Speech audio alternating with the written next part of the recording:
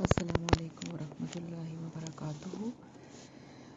جی کیا حال ہے آپ سب کا؟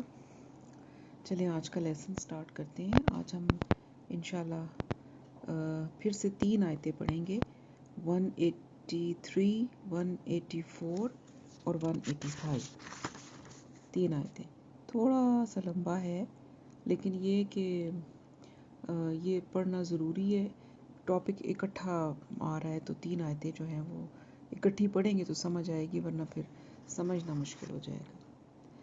چلے سٹارٹ کرتے ہیں۔ آپ لوگ قرآن پاک کھولیں اور لکھنا شروع کریں۔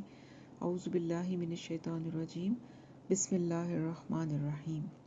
رب اشرح لی صدری ویسر لی امری واحلل عقدۃ من لسانی یفقہوا قولی۔ جی آیت نمبر 183۔ یا ایہا الذین آمنو، یا ایو اے الذین وہ لوگ جو آمنو ایمان لائے، یعنی اے ایمان والوں، کتبہ فرض کیے گئے، علیکم علی پر، کم تم پر، سیام روزے، کما جیسے، کما کا آپ کو پتہ ہے نا مطلب اکٹھے جیسے ہوتا ہے، جیسے کتبہ فرض کیے گئے، علی پر، الذین وہ لوگ جو، من سے، قبلکم قبل پہلے، کم تم سے پہلے، من قبلکم تم سے پہلے، لعلکم لعل تاکہ، کم تاکہ تم، تتقون تقوی اختیار کرو، ایامم چند دن ہیں، معدودات گنتی کے، ایامم معدودات گنتی کے چند دن، فمن تو یا پھر، من جو، پھر جو، کانا ہو، منکم من سے، کم تم میں سے، منکم تم میں سے، مریضن مریض، او یا، علی پر، سفرن سفر، فعدتن تو، عدتن گنتی پوری کرے، اس کا پورا میننگ آپ لکھیں، گنتی پوری کرے، فعدتن تو گنتی پوری کرے، من سے، ایامن دن، اخرى بعد کے یا دوسرے دنوں میں، ایامن اخر دوسرے دنوں میں،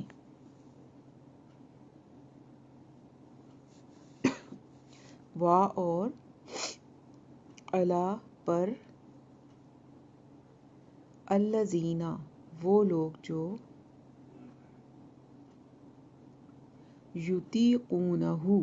یطیقون وہ طاقت رکھتے ہیں، اس کی طاقت رکھتے ہیں، اس کی،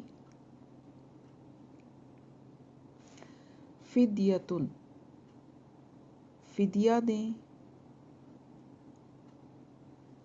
طعام کھانا، مسکین مسکین،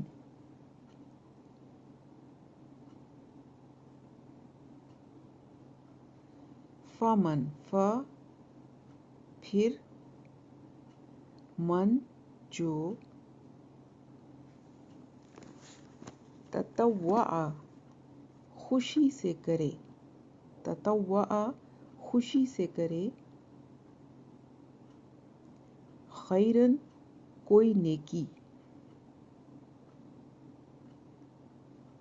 फहुवा फ तो, हुआ वो, खैरुन बेहतर है,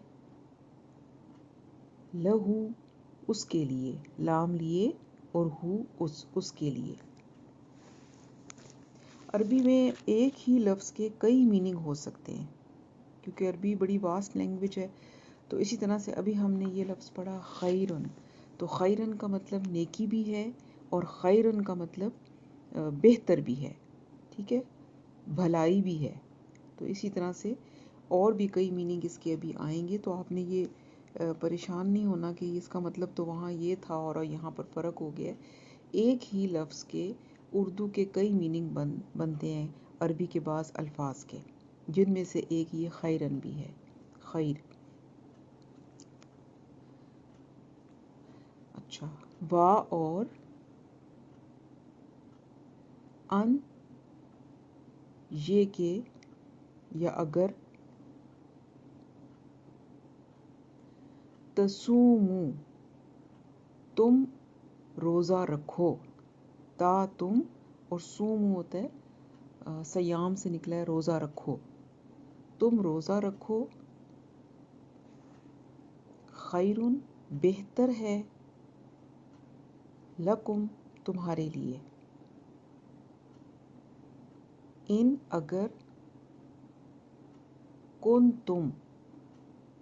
हो तुम हो, तालमून जानते या इल्म रखते। ये अब तीसरी आयत जो है ये थोड़ी लंबी है और थोड़ी सी अल्फाज हैं इसमें मुश्किल, लेकिन इंशाल्लाह आप लोग कर लेंगे। शहरु महीना, शहर का मतलब होता है महीना, रमज़ाना रमज़ान का, शहरु रमज़ाना रमज़ान का महीना, अल्लज़ी वो जो,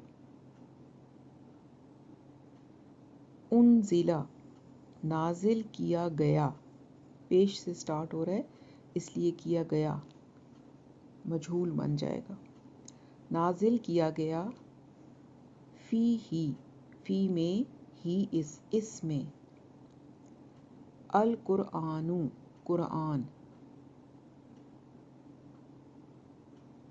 हुदन हिदायत है,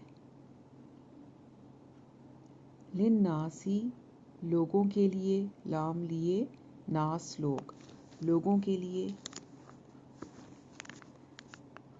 वा और, बय्यिनातिन रोशन दलीलें या रोशन निशानियाँ, मिन से, अल हुदा हिदायत, वा और,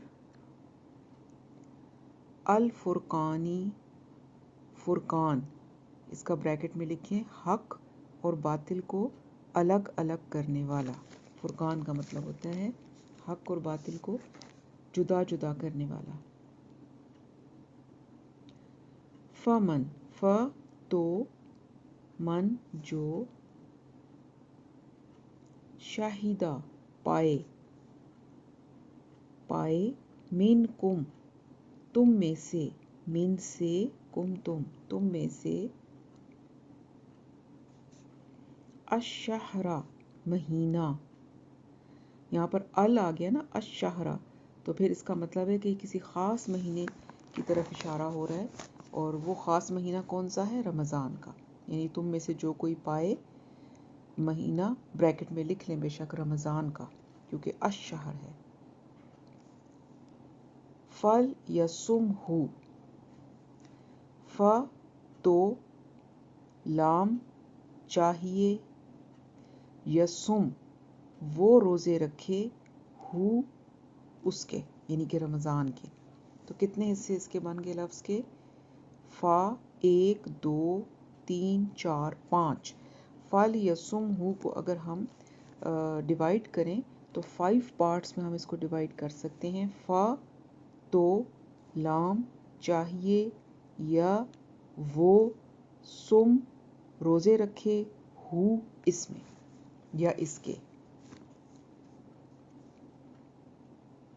वा और, मन जो, काना हो, मरीजन मरीज, औ या, अला पर, सफरिन सफर। फ़इद्दतुन फ़ तो, इद्दतुन गिनती पूरी करे, मिन से, अय्यामिन दिन, उखर बाद के या दूसरे, बाद के दिनों में। ये तो पूरी ऊपर वाली आयत रिपीट हो गई है एक तरह से। युरीदु चाहता है, अल्लाहु अल्लाह, युरीदुल्लाहु अल्लाह चाहता है, बिकुम तुम्हारे लिए, अल युस्रा आसानी, वला और नहीं, युरीदु वो चाहता है, या वो के लिए है, वो चाहता है, बिकुम तुम्हारे लिए, अल उसरा दुश्वारी। बिकुम में बा का मतलब हम देखें पढ़ चुके हैं, पर होगा, साथ है, मुताबिक है। तो लेकिन यहाँ पर अब हम ये भी कह सकते हैं अल्लाह तुम्हारे, वला युरीदु और वो चाहता है, बिकुम तुम पर, अल उसरा दुश्वारी, वो तुम पर दुश्वारी नहीं चाहता। तो बात तो ये भी ठीक ही बनेगी, बा का मतलब बिल्कुल एग्जैक्ट आ जाएगा।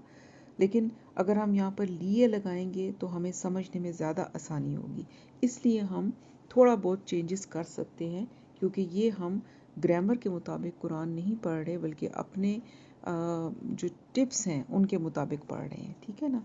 तो इसलिए अगर आप पर लगाएंगे तो वो भी गलत नहीं है, वो असल मीनिंग तो यही है, लेकिन इसको हम मज़ीद अच्छा सेंस देने के लिए हमने लगा दिया है यहाँ पर।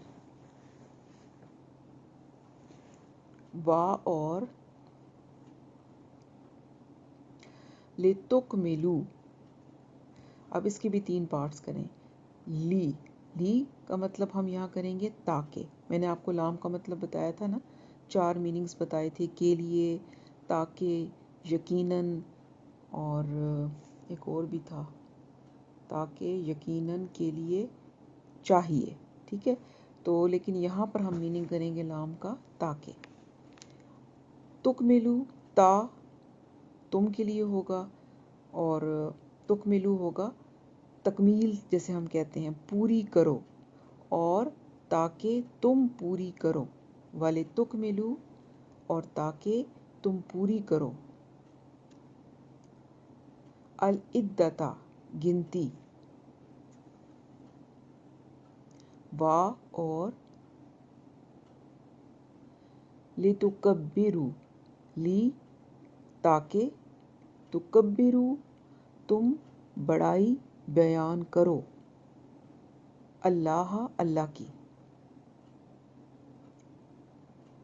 अला पर, मा जो, हदा हिदायत दी, कुम तुम्हें, वा और, लअल्लकुम लअल्ला ताकि, कुम तुम, तशकुरून शुक्र अदा करो। ٹھیک ہے جی، یہاں تک تو ہو گئی ہماری ٹرانسلیشن. اچھا، اگر ٹرانسلیشن میں بھی آپ کو کوئی چیز سمجھ میں نہ آئے تو آپ ضرور اس کو میرے پرائیویٹ نمبر پر پوچھ لیا کریں تاکہ ہر چیز جو ہے وہ آپ کے مائنڈ میں کلیئر ہو. ٹھیک ہے نا؟ اچھا، اب اس کی تھوڑی سی ایکسپلینیشن. جیسے ہمیں پتہ ہے، ہم پہلے سے جو آیتیں پڑھ رہے ہیں پچھلے 2-3 لیسن سے، تو وہ ہماری آیات محکمات ہیں جس میں اللہ تعالیٰ اپنے احکامات سنا رہے ہیں، ڈوز اینڈ ڈونٹس بتا رہے ہیں ان لوگوں کو جو دائرہ اسلام میں داخل ہو چکے ہیں. تبھی آپ دیکھیں نا، ہر جگہ پر جو آیت شروع ہو رہی ہے وہ یا ایھا الذین آمنوا سے شروع ہو رہی ہے. یا ایھا الناس نہیں کہہ رہے اللہ پاک، یا ایھا الذین آمنوا، کہ اے وہ لوگوں جو ایمان لے آئے ہو، اب تم نے یہ کرنا ہے، یہ کرنا ہے، یہ کرنا ہے. ٹھیک ہے نا؟ تو یہاں پر بھی پچھلی آیت کی طرح ایک ہی طریقے سے آیت کو سٹارٹ کیا گیا کہ یا ایھا الذین آمنوا، اے ایمان والوں، کیا کرنا ہے؟ کتب علیکم الصیام، فرض کر دیے گئے، یعنی اب جب کہ تم دائرہ اسلام میں آ گئے ہو تو اب فرض کر دیے گئے تم پر الصیام، روزے، کما جیسے کتبہ فرض کیے گئے تھے، علی الذین من قبلکم، ان لوگوں پر جو تم سے پہلے تھے. ٹھیک ہے؟ لعلکم، تاکہ تم تتقون، تقوی اختیار کرو. تو یہاں پر اب روزے کی فرضیت کے بارے میں آیتیں آ رہی ہیں، اور اس سے ہمیں یہ بھی پتہ چل رہا ہے کہ روزے کا جو حکم ہے وہ پہلی قوموں پر میں بھی روزے موجود تھے، جو کہ حضرت آدم سے لے کر تمام انبیاء کی شریعت میں روزے جو تھے وہ موجود تھے. ان کی تعداد اور ان کے طریقوں میں بھی کچھ فرق ہوگا، لیکن بہرحال روزے موجود تھے. اور یہ دین اسلام کا ایک بہت ہی اہم رکن ہے، اور اہم رکن اس لیے بھی ہے کہ اس سے جو ہمارا ایک سرکش نفس ہے اس کی اصلاح ہوتی ہے. اور اسلام میں اپنے نفس پہ قابو پانا ایک بہت بڑی بات ہوتی ہے، کیونکہ ہر جگہ پر ہماری جنگ جو ہے وہ یا تو شیطان کے ساتھ ہے اور زیادہ تر اپنے نفس کے ساتھ ہوتی ہے. تو اس لیے اس میں نفس کی ایک ٹریننگ بھی ہو جاتی ہے، اس لیے بھی یہ بہت اہم رکن ہے اسلام کا.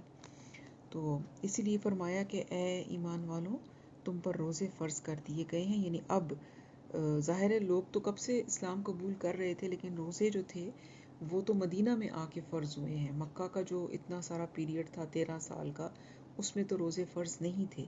تو 13 سال کے بعد جا کے، بلکہ اس سے بھی زیادہ، مدینہ میں آ کر روزے فرض کیے گئے. تو اور فرض کیے گئے، اور ساتھ یہ بھی بتا دیا گیا فرض کرنے کا مقصد بھی، کہ روزے کیوں فرض کیے گئے؟ اس لیے تاکہ تم تقوی اختیار کرو. یعنی بیسک مقصد جو روزے کا ہے وہ یہ نہیں ہے کہ تم بھوکے پیاسے رہو، بلکہ یہ ہے کہ تم تقوی اختیار کرو. تو اس سے ہمیں یہ بھی پتہ چل رہا ہے کہ روزہ جو ہے وہ انسان کے تقوی کو بڑھاتا ہے، اس میں اضافہ کرتا ہے. اس میں نبی صلی اللہ علیہ وسلم نے بھی فرمایا کہ روزہ جو ہے وہ برائی کے لیے ایک ڈھال ہے. تو اس سے ہمیں کیا پتہ چلا کہ روزہ جو ہے وہ صرف کھانا پینا چھوڑنے کا نام نہیں ہے، بلکہ وہ ہر طرح کی برائی کو ترک کر دینے کا نام ہے. کہ جب انسان روزے میں رکھتا ہے تو ہم تو یہی سمجھتے ہیں نا کہ کھانا پینا چھوڑ دینا ہے ہم نے ایک خاص ڈیوریشن کے لیے، لیکن وہ صرف کھانا پینا نہیں چھوڑنا، بلکہ تمام غلط کام چھوڑ دینے ہیں. تبھی وہ ہمارا روزہ جو ہے وہ تقوی والا روزہ ہوگا. ٹھیک ہے؟ تو اس طرح سے جتنی بھی بری باتیں ہیں، کوئی بھی غلط کام جو ہے، کوئی بھی برائی جو ہے وہ نہیں کرنی، تبھی تو روزہ برائیوں کے لیے ڈھال بنے گا. تو آپ صلی اللہ علیہ وسلم نے فرمایا کہ روزہ برائی کے لیے ڈھال ہے، لہٰذا جس کا روزہ ہو وہ نہ تو بے حیائی کی بات کرے، نہ وہ شور شرابہ کرے. اور ایک دوسری روایت میں آپ نے فرمایا کہ کوئی بھی جہالت کی بات نہ کرے، اور اگر کوئی اسے گالی دے یا اس سے لڑے تو وہ کہے کہ میں روزے سے ہوں. یہ بخاری کی حدیث ہے. تو اس سے ہمیں یہی پتہ چل رہا ہے کہ روزہ صرف کھانا پینا چھوڑنے کا نام نہیں ہے، کیونکہ صرف کھانا پینا چھوڑنے سے تقوی نہیں آ سکتا. تقوی کا حصول تبھی ہوگا جب ہم برائیوں سے بچیں گے. پھر آپ صلی اللہ علیہ وسلم نے ایک دفعہ فرمایا کہ جس شخص نے روزے میں غلط گوئی یا غلط کاری نہ چھوڑی تو اللہ تعالیٰ کو اس کا کھانا پینا چھوڑنے کی کوئی ضرورت نہیں.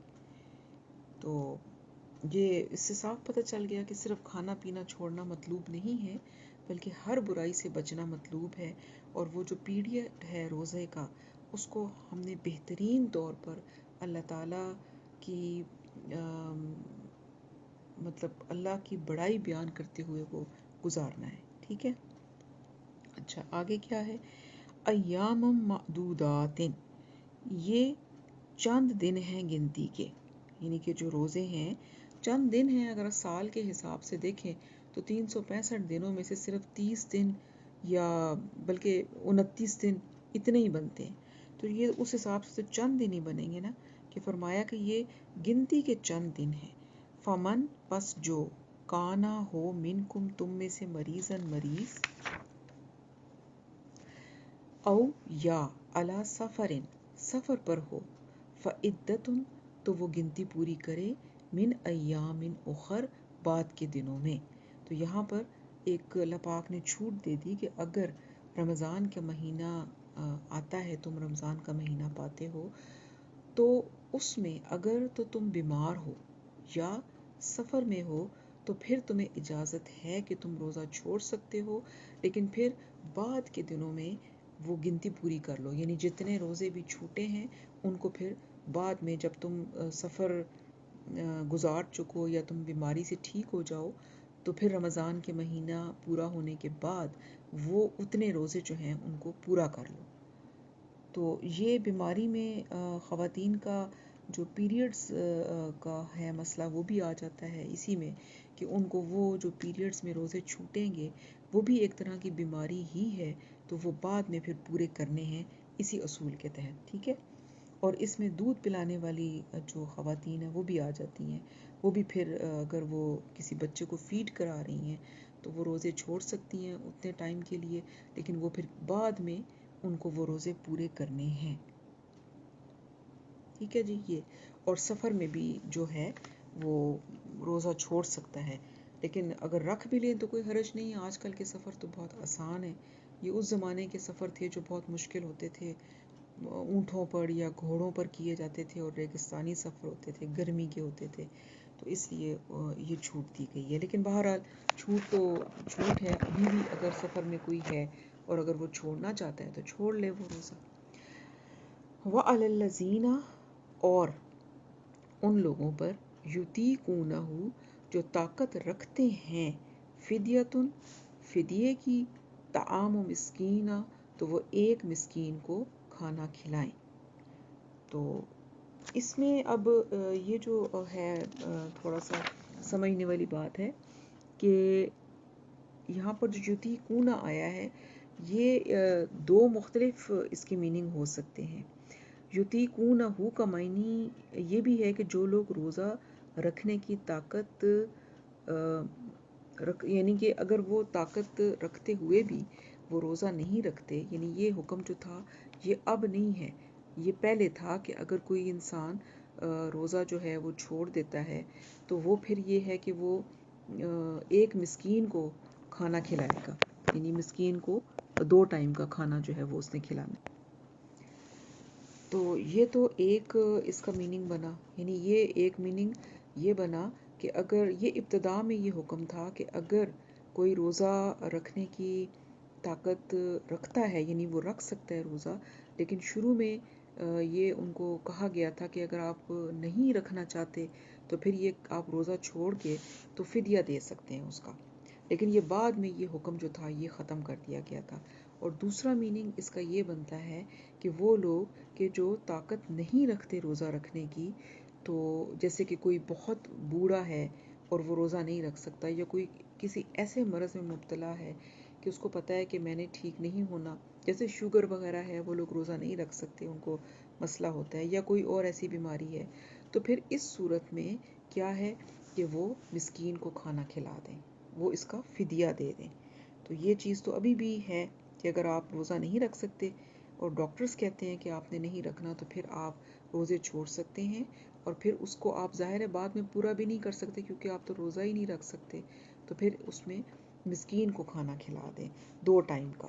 اور وہ علماء یہی کہتے ہیں کہ وہ جو 2 ٹائم کا کھانا ہے وہ ویسا ہی کھلائیں جیسا کہ وہ خود کھاتے ہیں کھانا، یعنی جو ان کی اپنی ایک اوقات ہے اس کے مطابق وہ 2 ٹائم کا کھانا کھلا دیں. یہ کھانا آپ یعنی کہ روزے کے دار کو ہی سحری اور افطاری دے دیں، اور یا پھر اکٹھا بھی دیا جا سکتا ہے یہ فدیہ. پھر آگے ہے فمن تطوع، پس جو خوشی سے کرے، خیرن کوئی نیکی، فہو خیر لہ، تو وہ اس کے لیے بہتر ہے. یعنی اگر کوئی انسان جو ہے وہ کسی کو کھانا یعنی جو فدیہ مقرر کیا گیا ہے اس سے زیادہ کھلا دے تو نیکی ہو جائے گا نا. تو اگر کوئی خوشی سے زیادہ بڑھ کے نیکی کرنا چاہے تو یہ اس کے لیے بہتر ہے. وہ جتنا بھی زیادہ نیکی میں آگے چلا جائے، تقوی میں آگے چلا جائے، تو یہ اس کے لیے اتنا ہی بہتر ہے.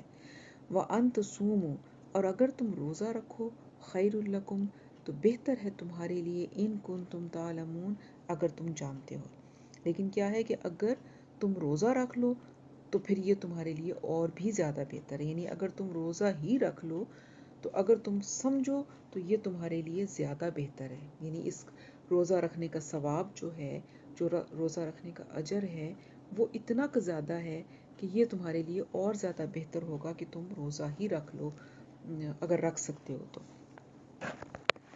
ٹھیک ہے.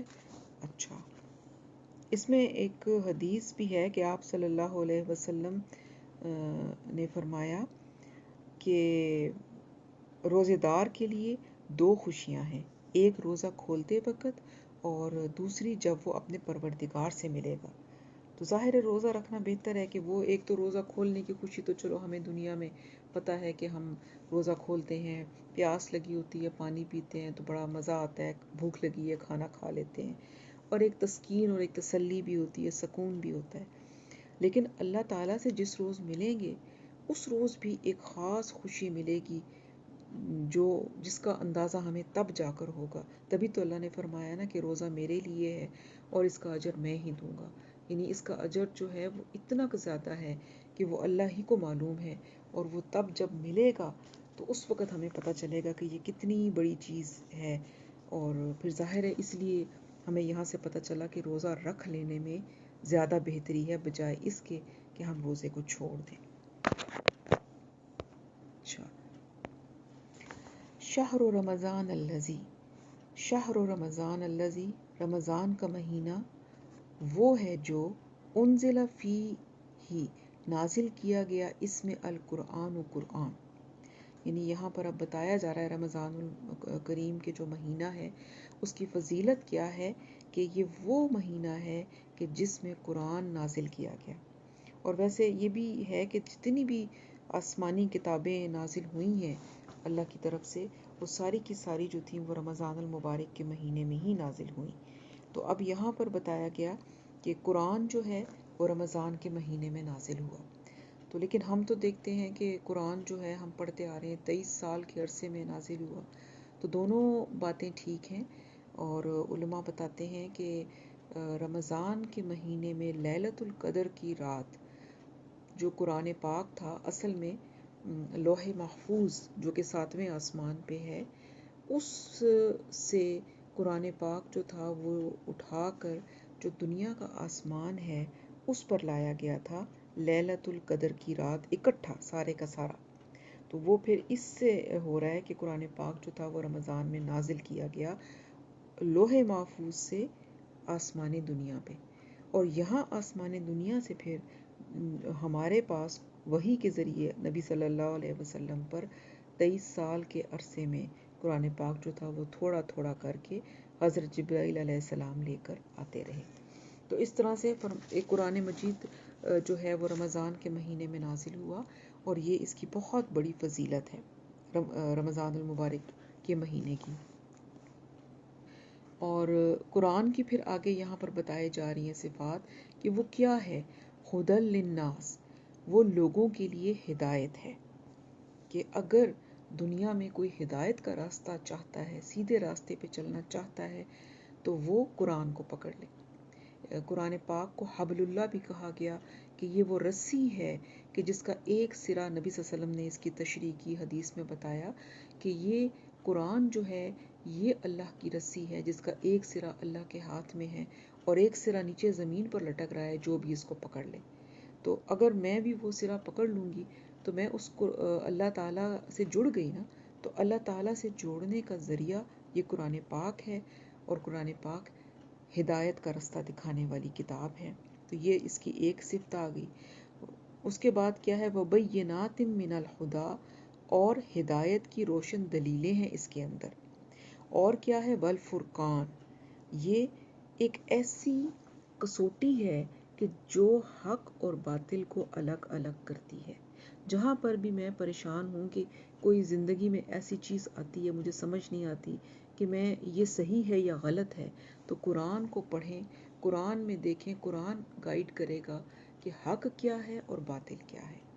اور جب حق اور باطل میں تمیز ہوگی اور حق کو ہم فالو کریں گے تو آٹومیٹیکلی ہم صراط مستقیم کی طرف چل پڑیں گے انشاءاللہ، اور جب صراط مستقیم پہ چلیں گے تو ہدایت بھی پا لیں گے۔ تو اس لیے قرآن جو ہے وہی اصل چیز ہے، وہی اصل کتاب ہے کہ جس سے ہدایت مل سکتی ہے، جو ہمیں اللہ سے جوڑتا ہے۔ تو پھر یہ بتایا گیا کہ یہ اتنی مقدس کتاب جو ہمیں اللہ سے جوڑنے والی ہے، وہ اس مہینے میں نازل ہوئی، جس مہینے میں کہ روزے فرض کیے اللہ تعالیٰ نے۔ پھر آگے فرمایا فمن، تو جو شاہدہ منکم، پائے تم میں سے، الشہرا، اس مہینے کو یعنی رمضان کے مہینے کو جو بھی تم میں سے پائے تو وہ کیا کرے، فَلْيَصُمْهُ، تو اس کو چاہیے کہ وہ روزے رکھے اس کے۔ ٹھیک ہے، تو یہاں پر اب تاکید کر دی گئی کہ تم میں سے جو بھی اپنی زندگی میں رمضان المبارک کا مہینہ پائے تو وہ اس کے روزے رکھے۔ اللہ تعالیٰ کی طرف سے یہ حکم آ گیا۔ وَمَنْ كَانَ مَرِيضًا، اور جو کوئی ہو مریض، او علی سفرٍ، یا سفر پہ ہو، تو وہ کیا کرے، وہ روزے چھوڑ سکتا ہے، اس کو اجازت ہے، لیکن پھر فَعِدَّةٌ مِّنْ أَيَّامٍ أُخَرَ، مگر اس نے اگلے دنوں میں، بعد کے دنوں میں پھر وہ گنتی پوری کرنی اس کے لیے ضروری ہے۔ اور یہاں پر وہ جو اوپر کی آیت میں ہم نے پڑھا تھا نا، وَعَلَى الَّذِينَ يُطِيقُونَهُ، وہ والی چیز یہاں ختم کر دی گئی، یعنی کہ وہ جو اوپر ایک چھوٹ دی گئی تھی کہ تم روزے اگر چھوڑ رہے ہو بغیر کسی وجہ کے بھی تو پھر تم فدیہ دے دو، تو وہ چھوٹ یہاں ختم کر دی گئی۔ اب صرف یہی ہے کہ آپ نے رمضان کے روزے ہر حال میں رکھنے ہیں۔ کنڈیشن کیا ہے، اگر بیمار ہیں یا سفر میں ہیں تو پھر آپ روزہ چھوڑ سکتے ہیں، لیکن چھوڑ دیں گے رمضان کا روزہ، لیکن بعد کے دنوں میں یعنی کہ رمضان کے بعد پھر آپ نے جتنے روزے چھوڑے ہیں ان کو پھر پورا کرنا ضروری ہے۔ ٹھیک ہے، اس کے بعد فرمایا یرید اللہ بکم الیسر، اللہ چاہتے ہیں تمہارے لیے آسانی کرنا، ولا یرید بکم العسر، اور وہ نہیں چاہتے تم پر کوئی سختی یا تنگی یا دشواری کرنا۔ تو یہ کس لیے بتائی گئی یہ بات، اسی لیے نا کہ اگر تم مریض ہو تو اللہ پاک نے چھوٹ دے دی کہ ٹھیک ہے بیماری میں تم روزہ چھوڑ دو، سفر پر جا رہے ہو تو بھی چھوٹ دے دی کہ چلو سفر پہ ہیں، ہو سکتا ہے مشکل سفر ہو تو اس میں تم روزہ نہ رکھو۔ تو اللہ کہتے ہیں میں تو تمہارے لیے آسانیاں چاہتا ہوں، دشواری نہیں چاہتا۔ اگر اللہ چاہتے تو وہ یہ بھی کہہ سکتے تھے کہ نہیں رکھنا ہے، بیماری ہو، سفر ہو، جو مرضی ہو، روزہ رکھنا ہے۔ تو لیکن اللہ تعالیٰ نے چھوٹ دے دی، آسانی، کیونکہ اللہ چاہتے ہیں کہ میں اپنے بندوں کے لیے آسانی کروں، دشواری نہ کروں۔ اور ہم یہ دیکھتے ہیں کہ جتنے بھی احکامات ہیں ان میں جگہ جگہ پر اللہ تعالیٰ نے ہمارے لیے آسانیاں فرمائی ہیں۔ ابھی جو پیچھے ہم نے پڑھا تھا حلال حرام کا، تو اس میں بھی آپ نے دیکھا کہ حرام کو حرام کہا گیا، لیکن جہاں زندگی بچانے کی بات آئی وہاں پر حرام کو حلال کر دیا گیا کہ تم حرام کھا لو اس صورت میں جب تمہیں لگ رہا ہو کہ تمہاری جان جا رہی ہے، تو آسانی کر دی، دشواری نہیں کی۔ تو اللہ تعالیٰ تو چاہتے ہیں ہمارے لیے، بندوں کے لیے اپنے آسانیاں کرنا، اور ان کے لیے دشواریاں نہیں چاہتے۔ تو اس سے بھی ہمیں پتہ چل رہا ہے کہ دین جو ہے وہ آسانیاں پیدا کرتا ہے، مشکلیں پیدا نہیں کرتا۔ تو دین کے اندر خود ساختہ مشکلیں بھی ہمیں پیدا نہیں کرنی چاہیے، پابندیاں نہیں لگانی چاہیے، جہاں اللہ تعالیٰ نے چھوٹ دی ہے اس کو اویل کرنا چاہیے۔ वलितुकमिलुल इद्दता, और ताकि तुम गिनती पूरी करो। यानी कि वही बात है कि तुम रमज़ान में तो बेशक इन ऐसी कंडीशंस में रोज़े छोड़ सकते हो, लेकिन बाद के दिनों में फिर गिनती जो है वो पूरी करनी है। वलितुकब्बिरुल्लाह, और ताकि तुम अल्लाह की बड़ाई बयान करो, अला मा हदाकुम, इस पर कि उसने तुम्हें हिदायत दी, वला अल्लकुम, और ताकि तुम तशकुरून, उसके शुक्रगुजार बंदे बन जाओ। इसमें एक हज़रत आयशा फरमाती हैं, मुझे याद आया कि आप फरमाती हैं कि आप सल्लल्लाहु अलैहि वसल्लम का भी तरीका इस तरह से था कि जब आपको दो बातों का इख्तियार दिया जाता तो आप सल्लल्लाहु अलैहि वसल्लम वो बात इख्तियार करते थे कि जो आसान होती, बशर्ते कि वो गुनाह का काम ना हो। तो फिर आप सल्लल्लाहु अलैहि वसल्लम ने फरमाया, ये भी फरमाया कि लोगों पर आसानी करो, सख्ती ना करो, और खुशी की बात करो, नफ़रत ना दिलाओ। तो इन अहादीस से भी हमें ये पता चलता है कि हमारा दीन आसानी का दीन है, सख्तियों का दीन नहीं है। तो जहाँ पर भी खामखा की खुद साख्ता सख्तियाँ भी दीन में पैदा नहीं करनी चाहिए। तो उसके बाद अल्लाह ताला क्या फरमा रहे हैं कि तुम अल्लाह ताला की बड़ाई बयान करो इस पर कि उसने तुम्हें हिदायत दी और तुम उसका शुक्र अदा करो। यानी कि ये जो अल्लाह ताला ने रुखसतें दी हैं, ये जो अल्लाह ताला ने हमें छूट दी है मुख्तलिफ़ चीज़ों में, कंसेशंस दी हैं, तो ये अल्लाह ताला की मेहरबानियाँ हैं, और उसकी मेहरबानियों की वजह से ही ये सब कुछ है। तो हमें क्या चाहिए कि हम इन पर भी अल्लाह का शुक्र अदा करें कि अल्लाह ताला ने हमारे लिए सख्तियों को ख़त्म किया और आसानियाँ पैदा कर दी दीन में। क्योंकि अल्लाह तो हुक्म दे सकते थे हर तरह का और हमें मानना पड़ना था वो भी, लेकिन अल्लाह ने हमारे लिए आसानियाँ की, जिसने हर किस्म के लोगों का लिहाज रख कर ऐसे अहकामात नाजिल किए कि अगर कोई मरीज़ है तो उस पर सख्ती ना हो, अगर कोई सफ़र में है तो उस पर सख्ती ना हो। तो अल्लाह ताला इतनी मोहब्बत करने वाली हस्ती हैं अपने बंदों पर कि हर तरह का बंदों का ख्याल रखते हुए अल्लाह ताला ने ये सारे अहकामात दिए। और न सिर्फ ये, आप आगे भी पढ़ेंगे कितनी सहूलतें, सफ़र में नमाज को भी अदा कर दिया, कसर कर दिया गया। तो किस लिए? इसलिए कि मेरे बंदे जब सफ़र कर रहे हों तो हर तरह के हालात आ सकते हैं, मुश्किल वक्त भी आ सकता है, तो उनको प्रॉब्लम ना हो, कोई मुश्किल ना हो अपने जो फ़राइज़ हैं उनको अदा करने में।